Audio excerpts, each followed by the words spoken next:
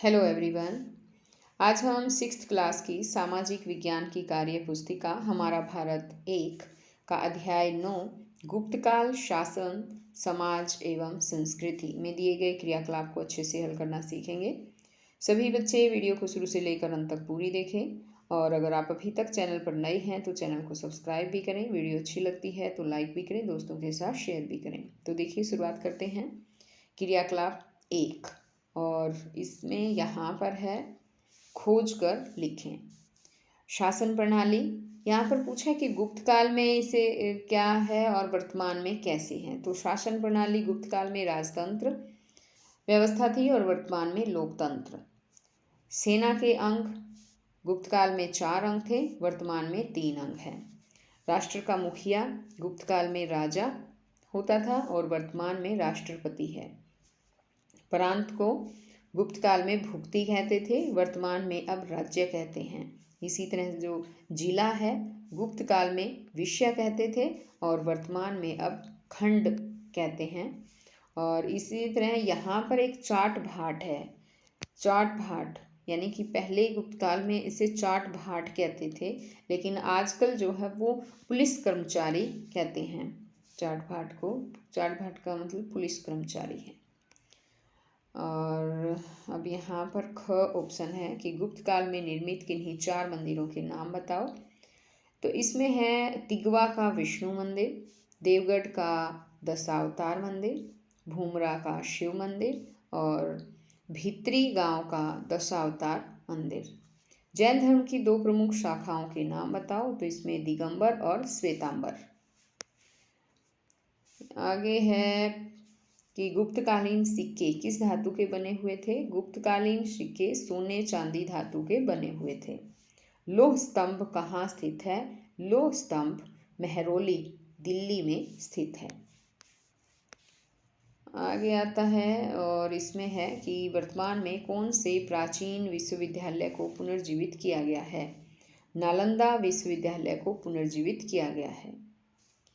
आप गांव में रहते हैं, गांव के मुखिया को क्या कहा जाता है।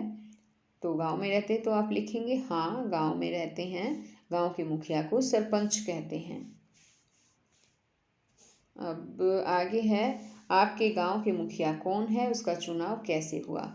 हमारे गांव का मुखिया, यहाँ पर जो जगह दी है ना बच्चों, यहाँ पर आपको अपने गांव का मुखिया यानी कि जो सरपंच है गांव का, उसका नाम लिखना है। अगर आपको नहीं पता तो आप अपने बड़ों से पूछकर लिख सकते हैं। आगे इसमें है कि उसका चुनाव कैसे हुआ। तो इसमें है उसका चुनाव गांव के लोगों द्वारा मतदान करने से हुआ। जिसे ज़्यादा वोट मिलते हैं वह सरपंच बनता है।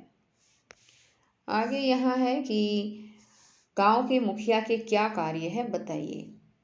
तो इसमें लिखेंगे गांव की तरक्की करने में आगे रहना, कोई समस्या हो तो लोगों की बातों को ध्यान से सुनना, नालियाँ गलियाँ बनवाना और लाइटों का प्रबंध करना।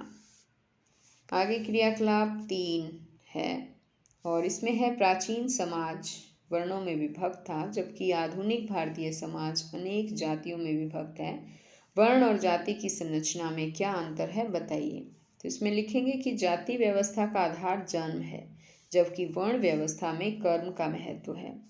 जाति व्यवस्था में प्राथमिकता को अधिक महत्व है, परंतु वर्ण व्यवस्था में कर्म प्रधान है। और तीसरा है जातियों में कई जातियां हैं, जबकि वर्ण व्यवस्था में मात्र 4 भाग हैं। आगे ख आपके गांव के लोगों के मनोरंजन के साधनों की सूची बनाइए। तो इसमें हमारे गांव में लोगों के मनोरंजन का साधन जादू का खेल दिखाना, समय समय पर मेला लगता है, मदारी का खेल होता है, चौपाल पर बड़ा टीवी लगाकर मनोरंजक फिल्म दिखाई जाती है। आगे है यहाँ क्रियाकलाप 4 गुप्तकालीन सिंचाई के साधनों का वर्तमान सिंचाई के साधनों से तुलनात्मक अध्ययन कीजिए। तो इसमें है कि गुप्तकाल में सिंचाई के लिए वर्षा पर निर्भर थे, लेकिन नहरों तालाबों झीलों कुओं का भी प्रयोग किया जाता था। वर्तमान में सिंचाई के लिए ट्यूबवेल नल नहरों तालाबों नदियों आदि का प्रयोग किया जाता है। अब आगे है इसमें कि प्राचीन यातायात के मार्ग एवं साधनों का आधुनिक यातायात के मार्ग एवं साधनों से तुलनात्मक अध्ययन कीजिए। तो इसमें लिखेंगे कि प्राचीन काल के यातायात के मार्ग कच्चे थे लेकिन आज के पक्के हैं। प्राचीन यातायात के साधन बैलगाड़ी, घोड़ा गाड़ी थे जो धीरे धीरे चलते थे, समय ज़्यादा लगता था। आधुनिक यातायात के साधन हवाई जहाज, बस, जहाज, रेलगाड़ी, कार आदि हैं, समय कम लगता है। आगे यहाँ क्रियाकलाप 5 है कि अपने परिवार की वंशावली तैयार करें। तो इसमें परिवार की वंशावली तैयार करनी है, जैसे परिवार में कौन कौन है, जैसे दादा दादी हैं, ठीक है। अब उसके बाद उनके बच्चे आ जाते हैं। बच्चे में मान लो उनके 2 पुत्र हैं, एक पुत्र और यहाँ पर एक पुत्र और 2 पुत्र हैं मान लो, तो इस तरह से करेंगे। मान लो उनके पुत्र हैं 2 और पुत्रियाँ हैं 2 पुत्रियाँ हैं, ठीक है, पुत्री, और यहाँ पर लिख देंगे पुत्री, ठीक, 2 पुत्री हो गई, एक ये और एक ये, 2 पुत्रियाँ हो गई। अब क्या करना है, अब इनके बच्चे कितने कितने हैं वो भी, मान लो इनके बच्चे 3 बच्चे हैं इसके, एक पुत्र है और 2 पुत्रियां हैं, तो इस तरह से पुत्र पुत्री और ये पुत्री।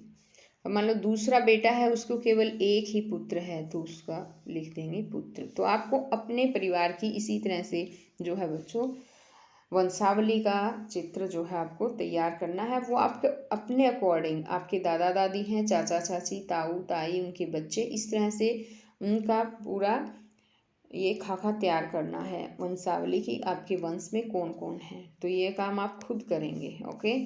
मैंने समझाया है सिर्फ आपको कि कैसे बनाना है। अब आगे है कि नातेदारी से आप क्या समझते हैं। रिश्तों की सूची तैयार करें। समाज में मानव अकेला नहीं होता, जन्म से मृत्यु तक वह अनेक व्यक्तियों से घिरा रहता है। विवाह बंधन और रक्त संबंध के आधार पर नातेदारी कहा जाता है। तो इसमें माता पिता हो सकते हैं, देखिए माता पिता है, उनके जैसे मान लो 4 पुत्र हैं, एक पुत्री हैं, अब उनका भी एक पुत्र है, इसका एक पुत्र है, तो इस तरह से जो है ये रिश्ते नाते होते हैं। अब आगे है यहाँ पर कि भारत के वर्तमान विश्वविद्यालयों की एक सूची बनाइए जिसमें राज्य स्तरीय विश्वविद्यालय एवं केंद्रीय विश्वविद्यालय की अलग अलग सूची हो। तो इसमें है यहाँ पर बनारस हिंदू विश्वविद्यालय, इलाहाबाद विश्वविद्यालय, रानी लक्ष्मीबाई केंद्रीय कृषि विश्वविद्यालय, दिल्ली विश्वविद्यालय, और यहाँ state university, UGC, university of Madras. तो ये जो है अलग अलग यहाँ पर लिख दी गई है। अब आगे यहाँ पर है कि भारत में कौन कौन से धर्म और संप्रदाय के लोग रहते हैं, उनकी सूची तैयार करें। भारत में निम्नलिखित धर्म और संप्रदाय के लोग रहते हैं। हिंदू धर्म, मुस्लिम धर्म, सिख धर्म, ईसाई धर्म, बौद्ध धर्म और जैन धर्म। ईसाई इस तरह से लिख लेना है, ईसाई धर्म और जैन धर्म, बौद्ध धर्म। आगे यहाँ पर है भारतीय स्त्रियों द्वारा पहने जाने वाले आभूषणों के चित्रों का संकलन, एक एल्बम तैयार करें। यानी जो भारतीय स्त्रियां जो आभूषण पहनती हैं उनका एल्बम बनाना, उनके चित्र बनाने हैं। जैसे यहाँ पर एक हार बनाया गया है, ये माला बनाई गई है, ये एक ताज बनाया गया है, इसी तरह से ये भी एक चैन के अंदर लॉकेट बनाया गया है, चैन और लॉकेट है, ठीक है। तो इस तरह से जो भारतीय स्त्रियां आभूषण पहनती हैं, आप उनके चित्र आपको यहाँ पर बनाने हैं। अब आगे है यहाँ पर चित्रों को पहचान कर उनके नाम लिखें। तो ये चित्र वराह मिहिर का है, ये है फाहियान, और यहाँ पर ये चित्र है वाग्भट, ये है कालिदास का चित्र, और यहाँ पर नीचे जो है यहाँ ये आ जाता है आर्यभट्ट का चित्र, और ये है ब्रह्मगुप्त। अब ये पाठ तो यहीं पर ख़त्म होता है बच्चों। नेक्स्ट पाठ के लिए नई वीडियो लेकर आऊँगी, तो हम फिर मिलेंगे नई वीडियो में। इससे पहले अगर आप चैनल पर नए हैं तो सब्सक्राइब ज़रूर कर लें। वीडियो अच्छी लगती है तो लाइक भी करें, दोस्तों के साथ शेयर भी करें। तो बच्चों हम फिर मिलेंगे नई वीडियो में, तब तक के लिए बाय।